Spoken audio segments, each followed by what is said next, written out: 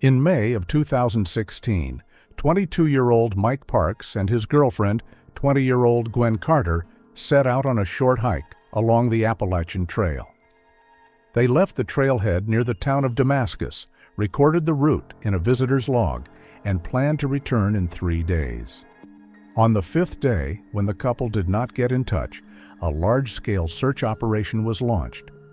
On the 7th day, in a remote branch of an old logging road, the volunteers came across an abandoned hunting hut.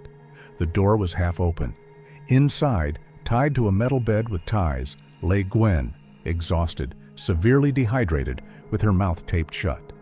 When they untied her, she whispered only one thing: "He took Mike."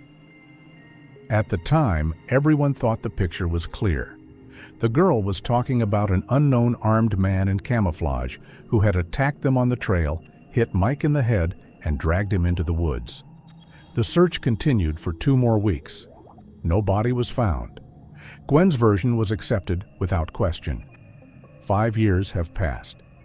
In October of 2021, 2 local hunters, chasing a buck on the inaccessible slopes of Iron Mountain, accidentally fell into an overgrown sinkhole. Human bones lay under a layer of stones and leaves. Next to them was a torn tourist backpack in a plastic case with documents. A laminated piece of ID confirmed that it was Mike Parks. But the key was something else. The place where the body was found was 8 miles away, in a direction completely opposite to the one Gwen described in her official statement.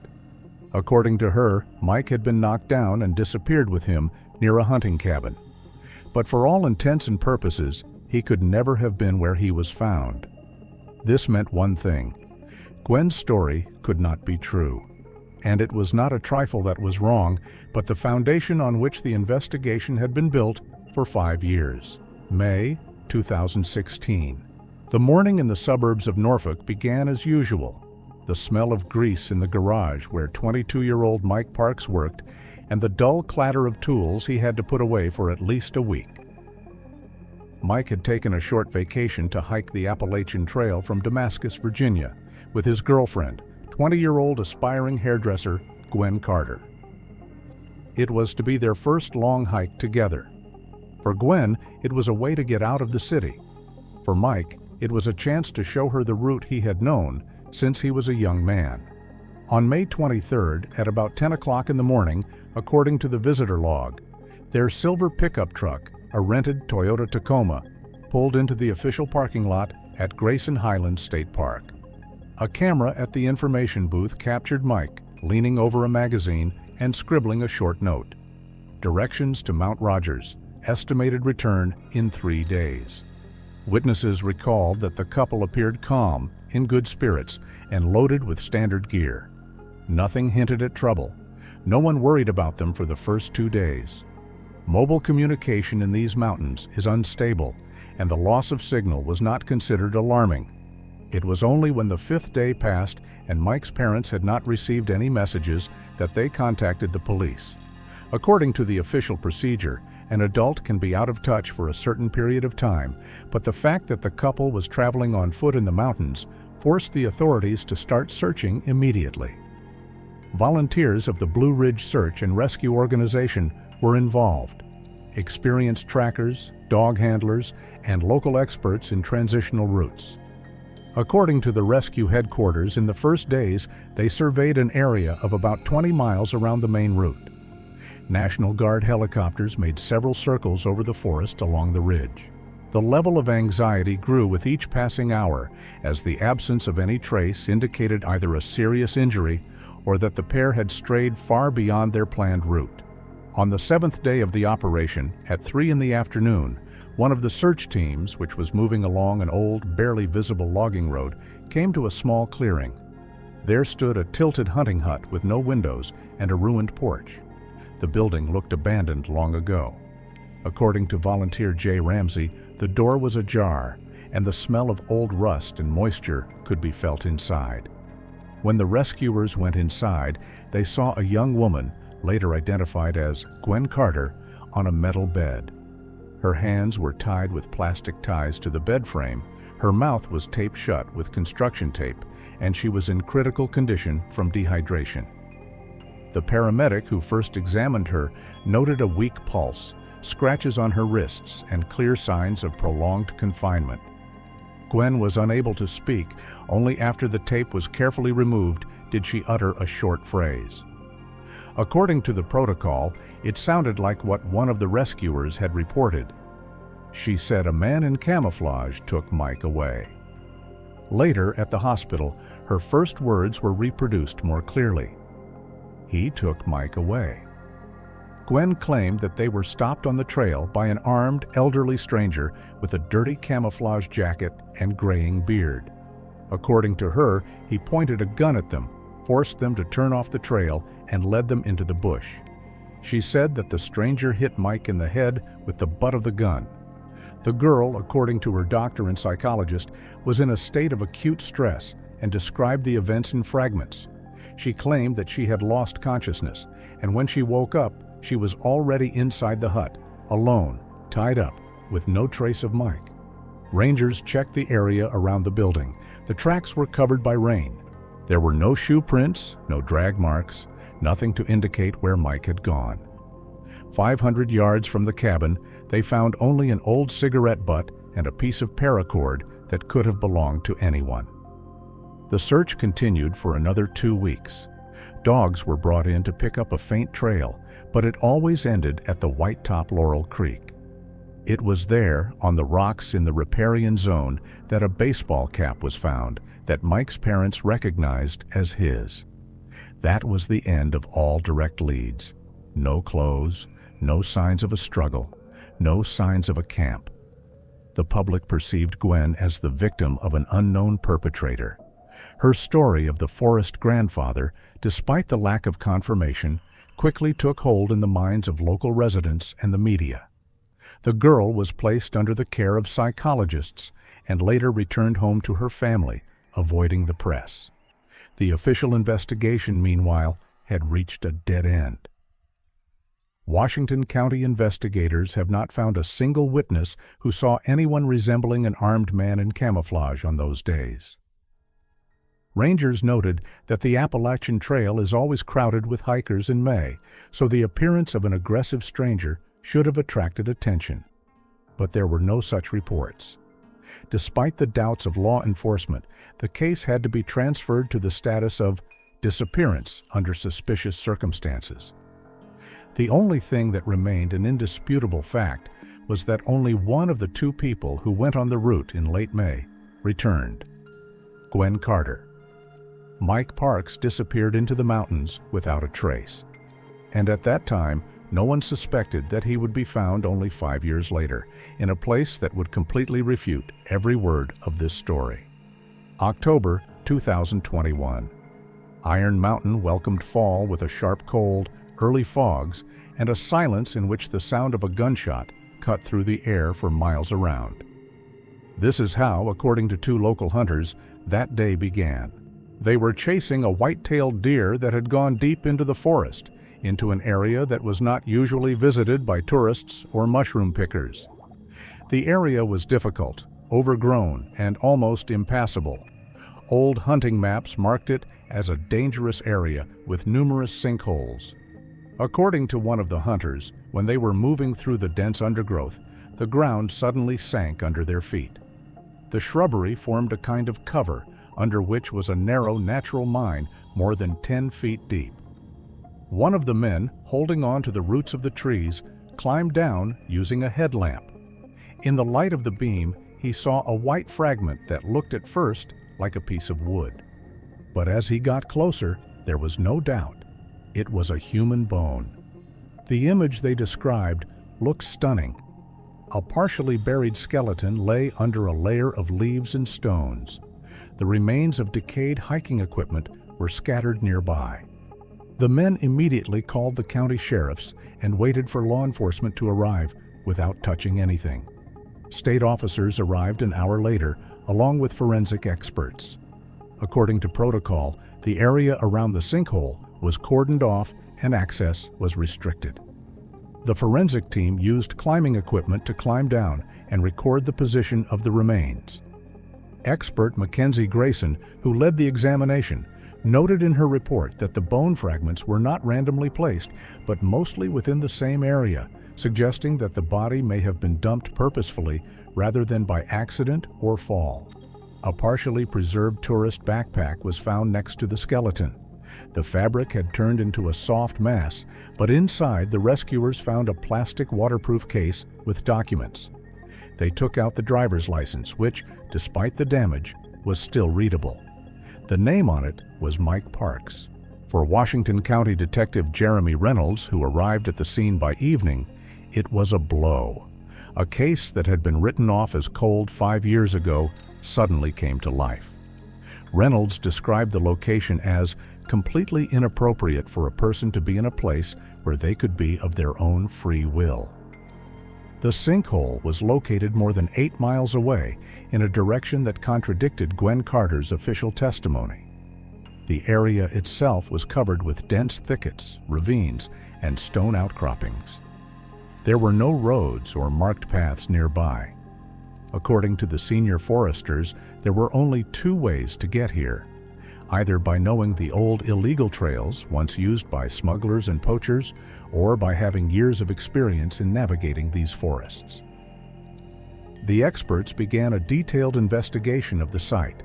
They sifted through the topsoil, removed small fragments of fabric and metal elements of equipment.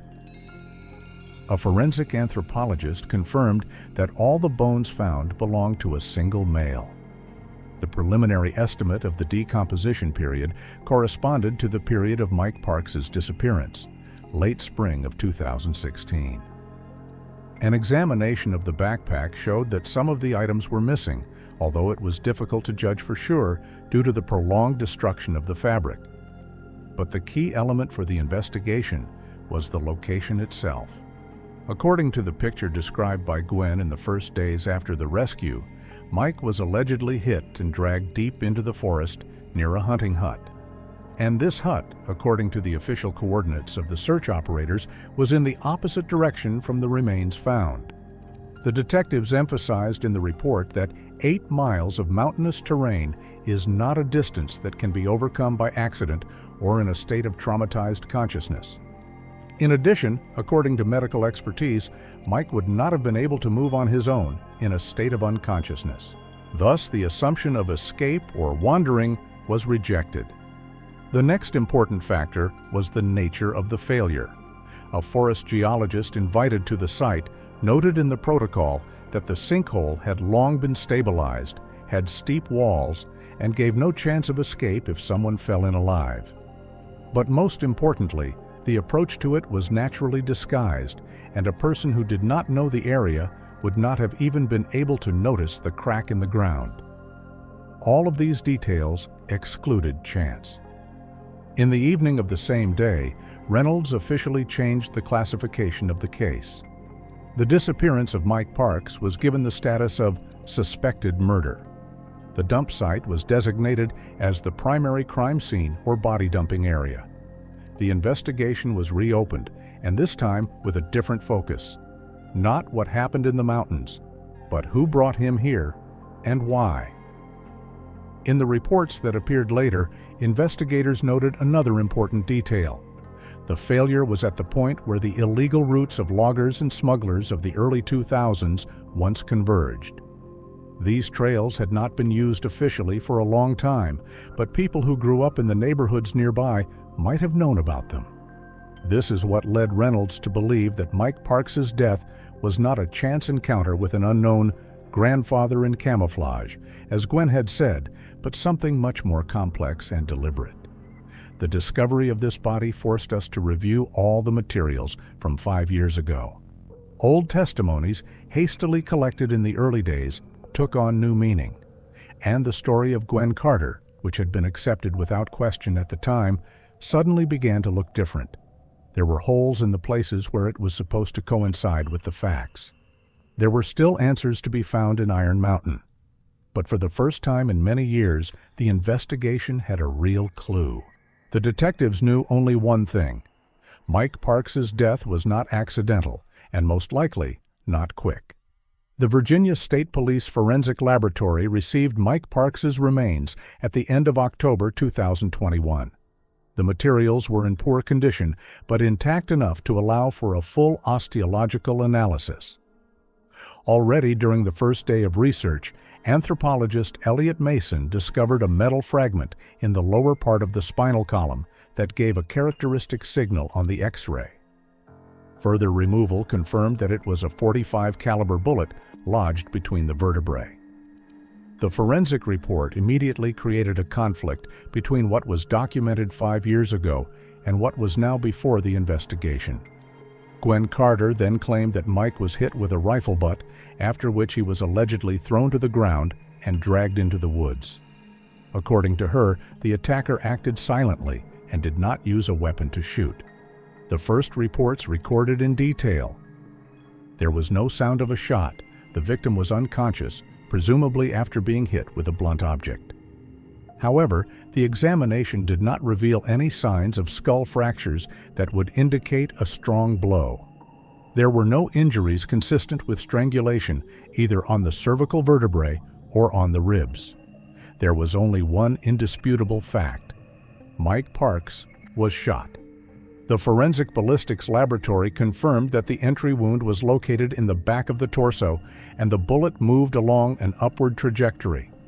This meant that at the time of the shooting, the victim was either standing with his back to the attacker or had already been lowered down, as in the case of a person being forced to kneel. Detective Jeremy Reynolds, upon receiving the report, immediately ordered Gwen to be brought in for a second interview.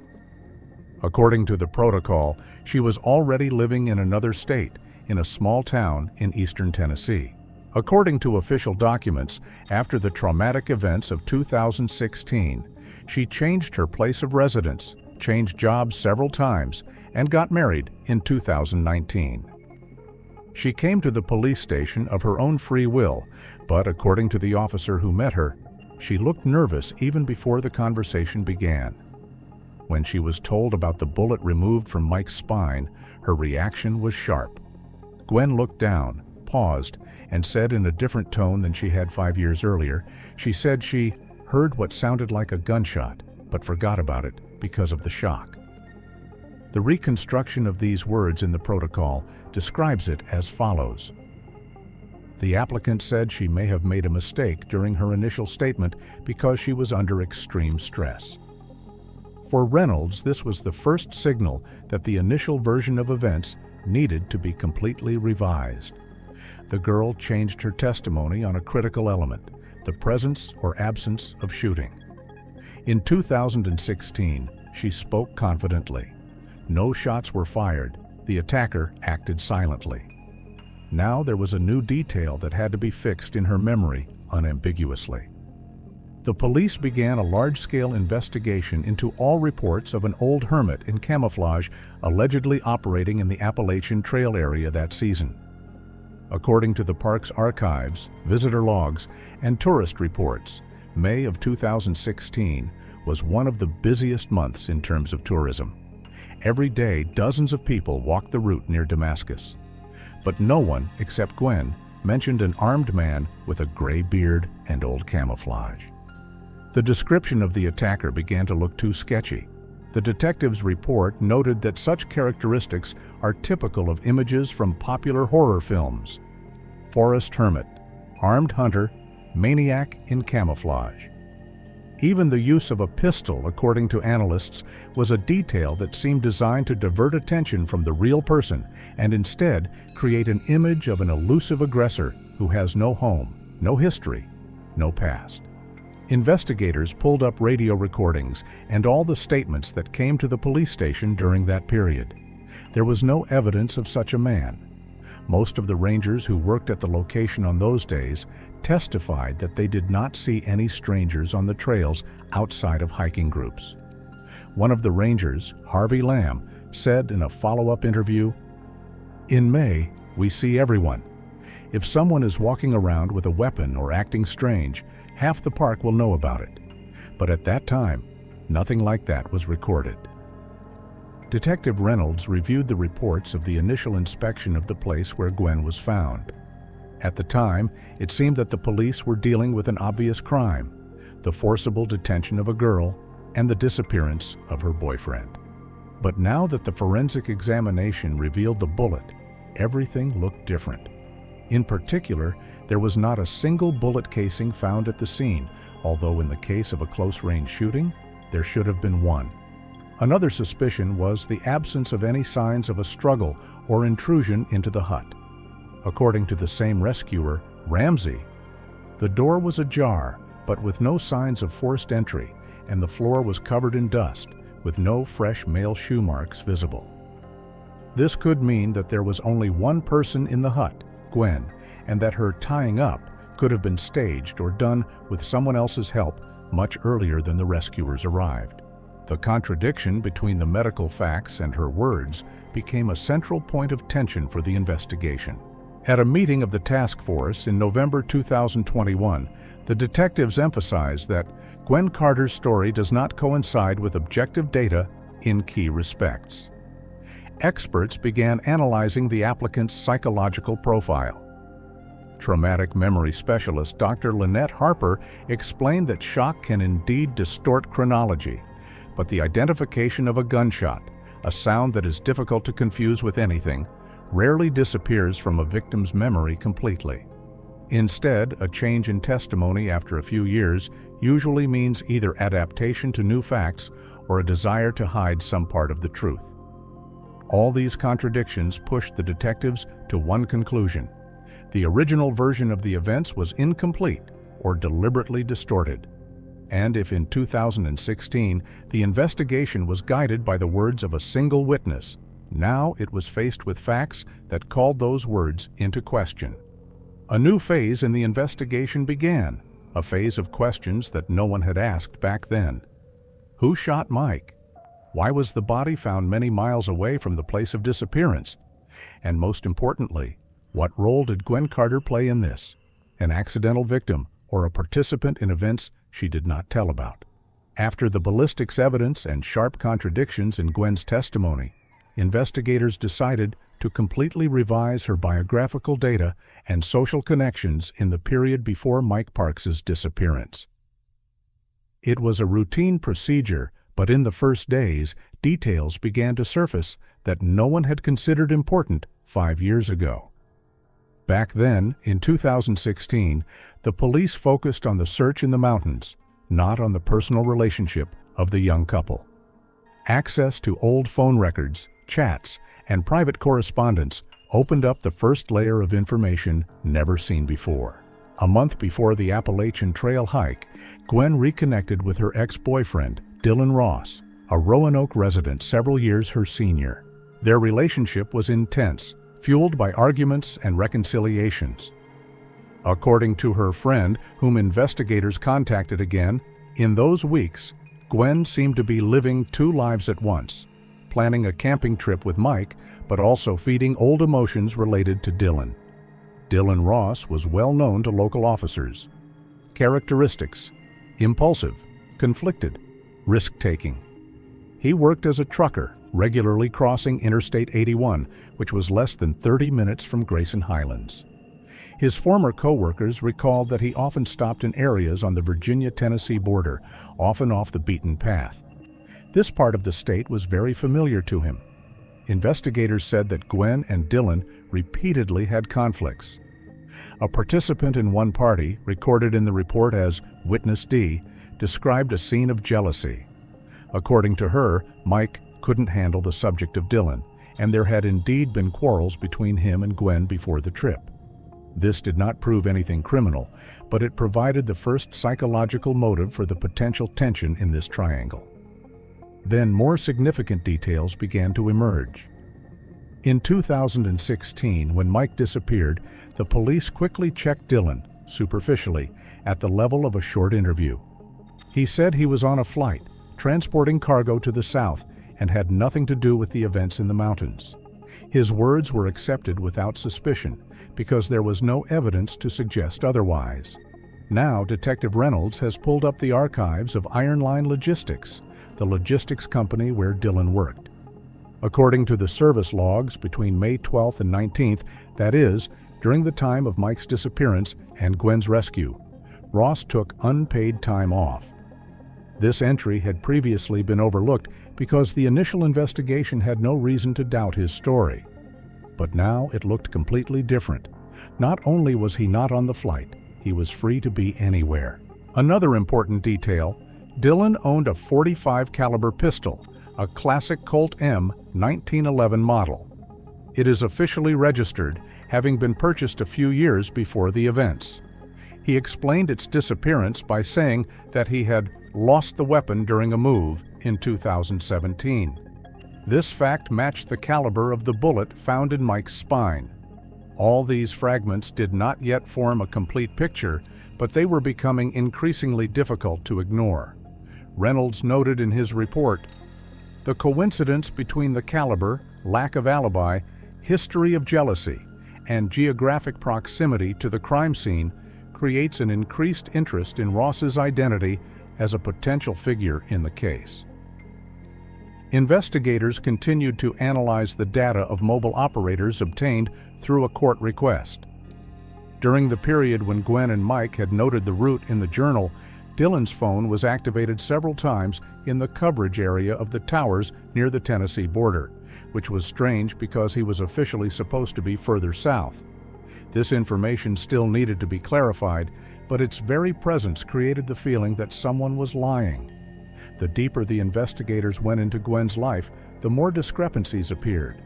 Some of her old messages to her friends, dated 2 weeks before the trip, contained phrases that could have a hidden meaning. One of them mentioned that Dylan is around again, and that he doesn't let you rest your head or your heart. Another message hinted that she was not sure if she should go to the trail at all. This did not prove criminal intent, but it did indicate that Gwen was in a conflict between two men, and that the conflict was much deeper than it appeared. The investigative team also analyzed Dylan's financial activities. A week before Mike's disappearance, he had withdrawn cash from several locations along Interstate 81.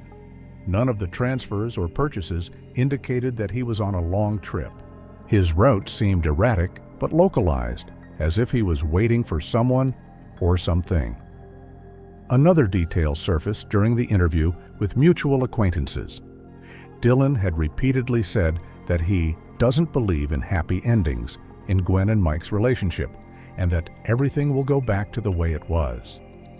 One of the witnesses gave a direct quote, "He was not a letting go kind of guy."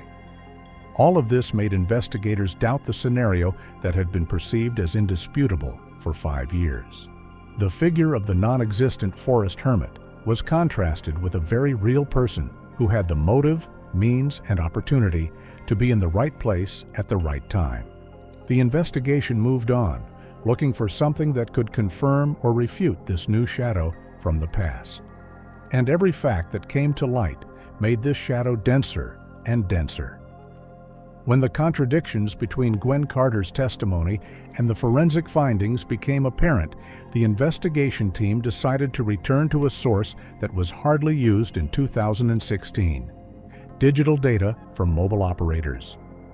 Back then, the technology of mass geofencing was just emerging, and law enforcement rarely used it. Now it has become the main tool in an attempt to reconstruct the routes of the participants in the events. The police technical department requested archived data from cellular communication stations covering the Damascus and Mount Rogers areas in May 2016. This required several weeks of approvals and legal authorizations, as the operators kept such records only under special conditions. Eventually, several fragments of the logs were recovered. The data turned out to be fragmentary, but sufficient to create a new line of investigation. The first analysis showed that on the day Mike Parks and Gwen Carter arrived at the starting point of the hike, a phone signal tied to Dylan Ross's number was recorded in the tower's coverage area east of Damascus. The distance to the place where the couple registered in the visitor log was less than 10 miles.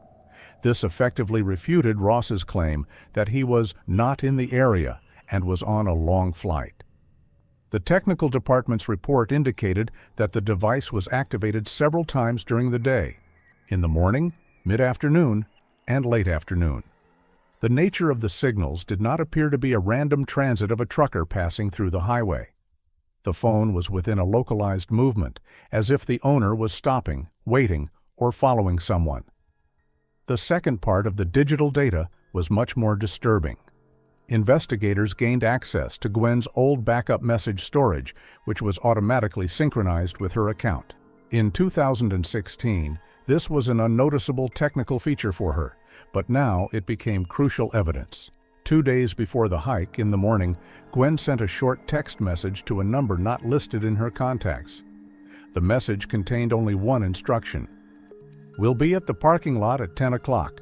Don't do anything stupid." Experts quickly determined that the number belonged to Dylan Ross. It was his second phone, a work phone registered to a logistics company and used by him for short calls and technical messages.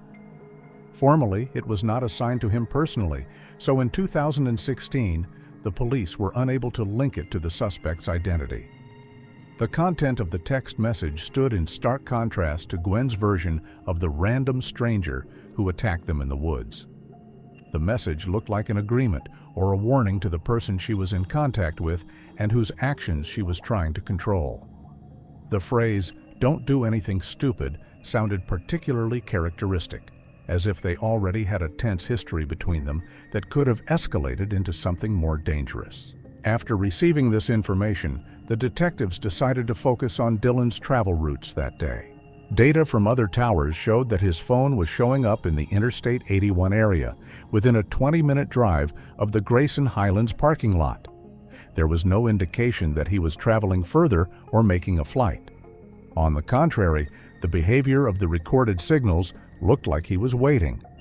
Reynolds noted in his official report, "The digital data shows Ross's presence near the disappearance site at approximately the same time as the pair arrived at the start of the route."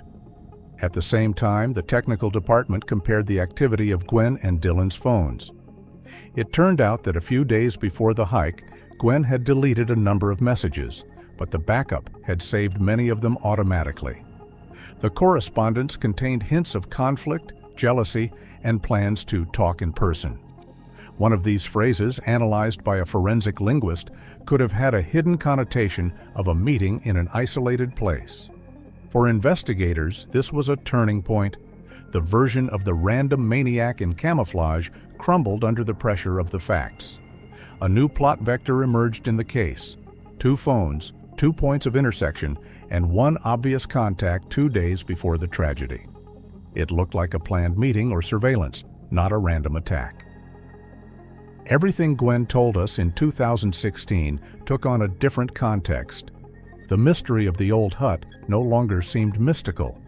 Mike's sudden disappearance did not look like a spontaneous action of an unknown attacker. And even Gwen's panic at the moment of her rescue could have been not only a stressful reaction, but also part of what investigators now considered a possible staging.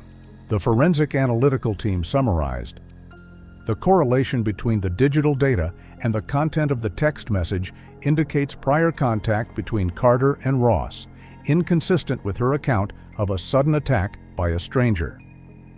The new materials were placed in a separate folder in the case: Digital Deviations. But a new idea appeared in the circle of investigators.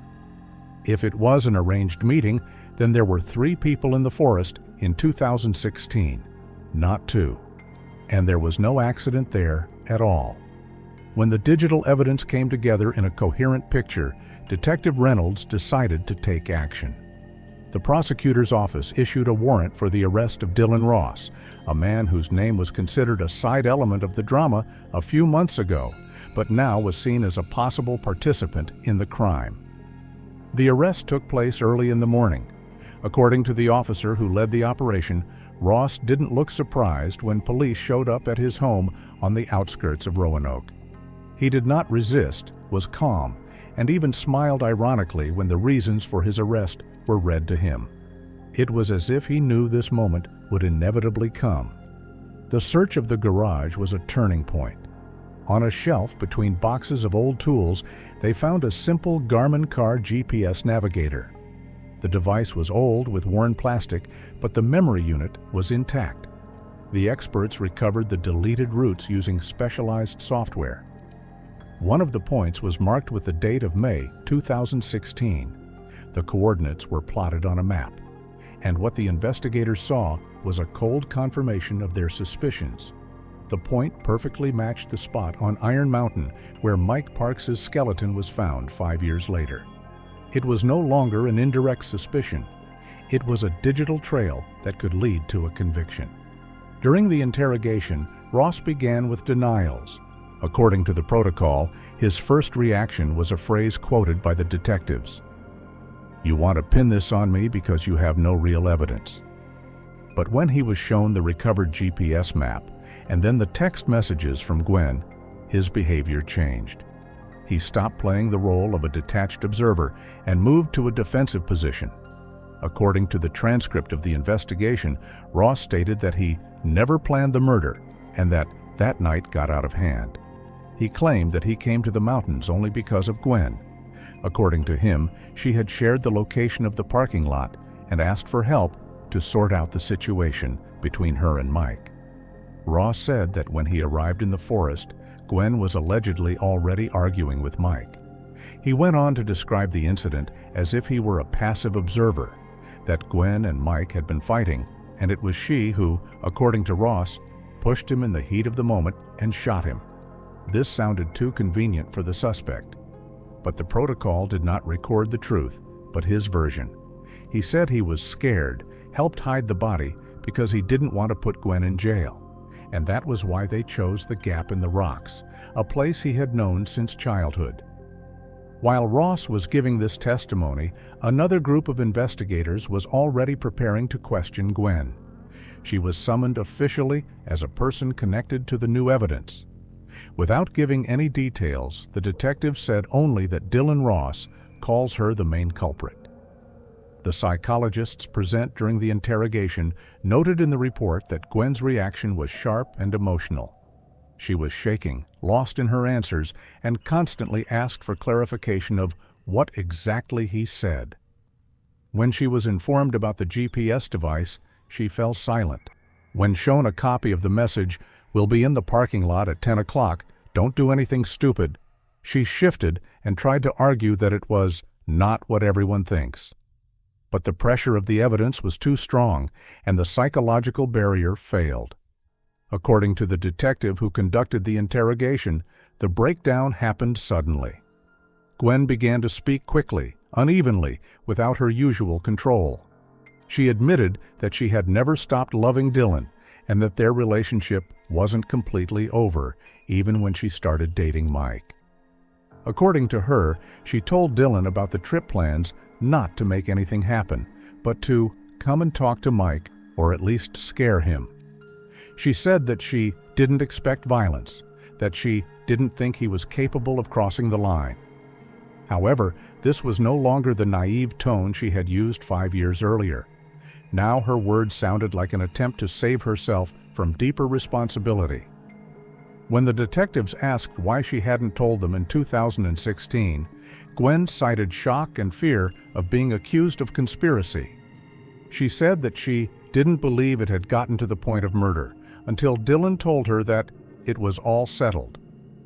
Detectives noted that there was no evidence to support her non-intervention. After this confession, further interrogation continued quietly. Gwen admitted that it was she who gave Dylan the exact time and place, but did not tell Mike that they would not be alone in the parking lot. She admitted to an ulterior motive: jealousy, emotional dependence on Ross, a desire to get back what we had before. Her story no longer sounded like that of a victim of a random kidnapper. It was a conspiracy that seemed innocent at first, but crossed the line the moment a third participant appeared in the forest. For the first time, the investigation had a clear, structured line. The meeting was not accidental, but organized. And the trap that two tourists fell into was actually a trap for one, and the other participated in its creation. When the investigators collected enough fragments, GPS coordinates, Gwen Carter's contradictory testimony, Dylan Ross's confession, and the results of forensic examinations, it became possible to recreate the events of May 2016. It was a reconstruction based on the testimony of both participants and confirmed by independent evidence. All the details converged into one picture, not a sudden attack by a maniac, but a personal tragedy that began with jealousy and lies. According to the technical analysis and Gwen's testimony, the couple had set up camp in the evening near the route they were going to take the next day. The area was remote, but for an experienced local, finding them was not a problem. Dylan knew these woods from childhood, having grown up in the town of Marion, a few dozen miles away. He said he arrived at the camp after sunset, claiming he wanted to talk. According to Gwen, she didn't expect him to actually show up. She thought he had only made threats in text messages. The fight between the men began almost immediately. This is confirmed by the traces at the scene: an overturned burner, scattered things, and a torn sling from one backpack. Dylan and Gwen described the argument differently, but the general outline was the same. Mike was outraged by the appearance of a rival in the mountains. Gwen tried to intervene, but the situation got out of hand. According to Ross, Mike was physically stronger and threw him to the ground. According to Gwen, she was scared that Mike was going to do something rash.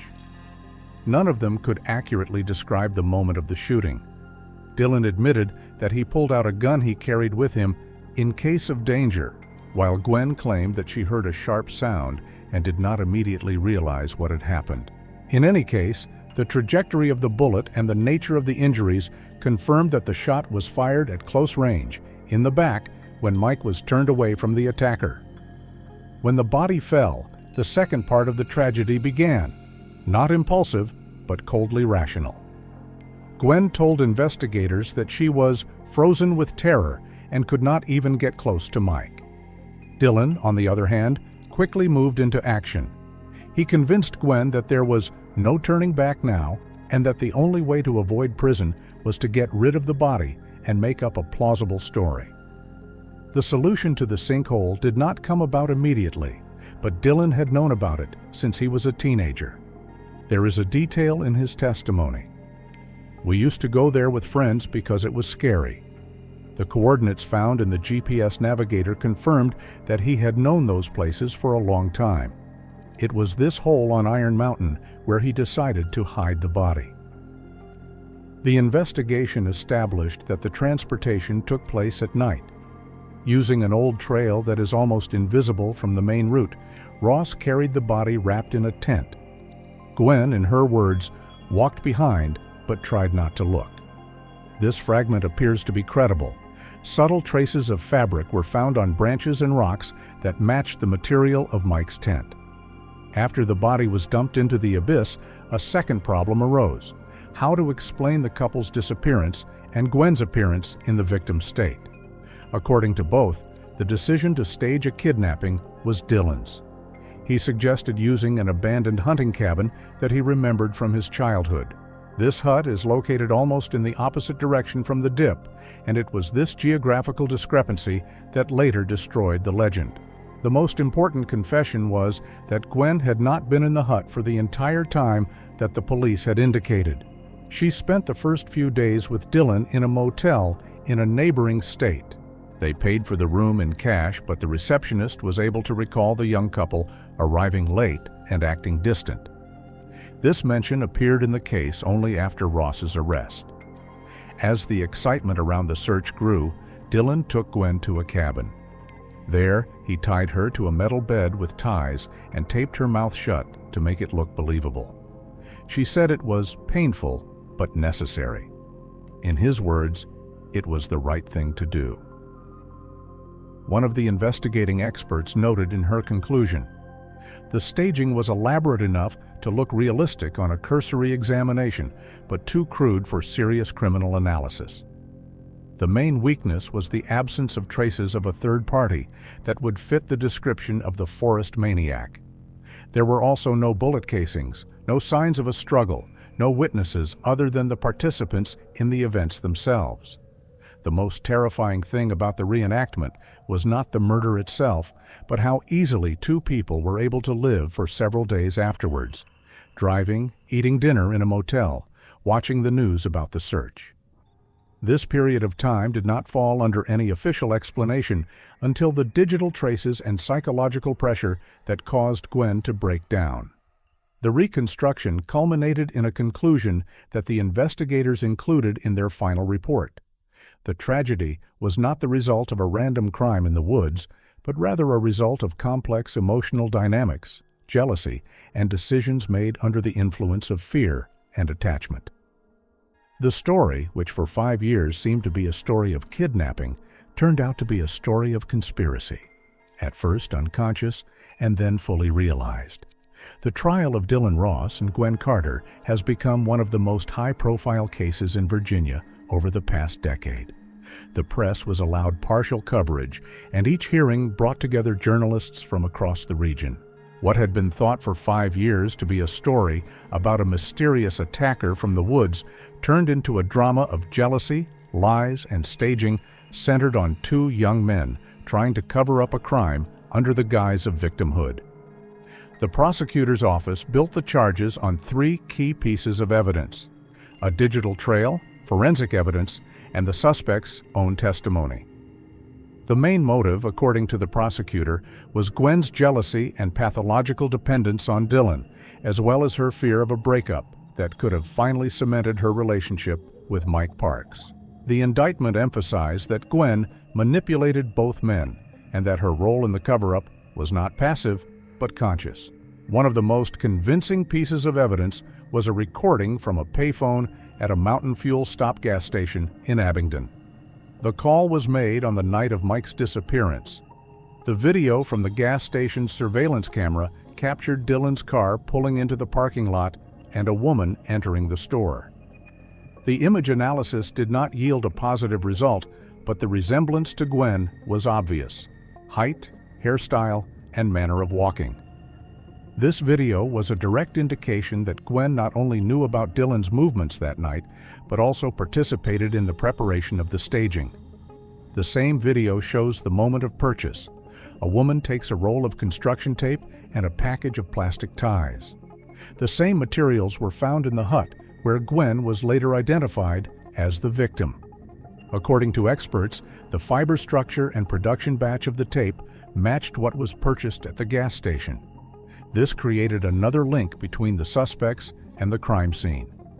In the courtroom, according to eyewitnesses, Dylan behaved abruptly and coldly, constantly trying to shift the responsibility to Gwen. He claimed that he never wanted this to happen and that her emotional outbursts that evening allegedly led to the tragedy. The prosecutor's office immediately countered. GPS data, ballistics, and his own words testify to the opposite. According to the official conclusion, it was he who fired the fatal shot. Gwen, on the other hand, showed depression and fatigue. A psychologist hired by the court described her behavior as mixing genuine fear with a desire to avoid responsibility. During the interrogation, she again tried to diminish her role, emphasizing that she did not want Mike to die. But the prosecutor's office emphasized that, regardless of her initial intentions, it was she who gave Dylan the coordinates, concealed his appearance from Mike, accompanied him after the shooting, and participated in creating the legend of the forest kidnapper. When the prosecutor presented the gas station video, the jury's reaction was palpable. The resemblance between the woman on the screen and Gwen Carter was impossible to ignore, and the biggest blow came from the footage of her paying for the tape, the same tape that was used to tie her to the bed in the cabin a few days later. The report of an expert on the psychology of the crime states, the staging was based on an elaborate scenario that was meant to create an image of a victim. The presence of this video completely destroys this image. The testimony regarding the digital footprint gave the trial a scientific edge. The expert explained to the jury how mobile towers and recovered geopoints work. The data showed that on the day Mike and Gwen arrived, Dylan's phone was within 10 miles of the hike's starting point. His route history in the navigator matched the location of the body. For the jury, this evidence was unequivocal. After lengthy deliberations, the jury unanimously found Dylan Ross guilty of first-degree murder. The judge imposed the most severe possible punishment, life imprisonment without the possibility of parole. The verdict states that the crime was premeditated, brutal, and accompanied by a subsequent manipulative cover-up that caused the victim's family untold suffering. Gwen Carter was found guilty of 3 counts of conspiracy to murder, obstruction of justice, and perjury. She was sentenced to 25 years in prison. The judge emphasized that it was her actions that triggered the events and that her attempt to stage her own kidnapping has no precedent in terms of cynicism and audacity. Mike Parks' parents were present at the final hearing. According to journalists, Mike's mother was holding a barely erased photo of her son, taken a few months before the hike. They listened to the verdict in silence, showing no emotion. But after the punishment was announced, they stood in the empty hall for a long time, as if trying to realize that they had finally received the answer they had been waiting for 5 years. The last lines of the court materials sounded emotionless, but heavy. The body of Mike Parks has been released to the family for burial. The Appalachian Trail still holds many mysteries, but this story is no longer one of them. Sometimes the truth is not hidden in the depths of the forest. It is hidden in people's hearts, and finding it can be much more frightening than finding a body.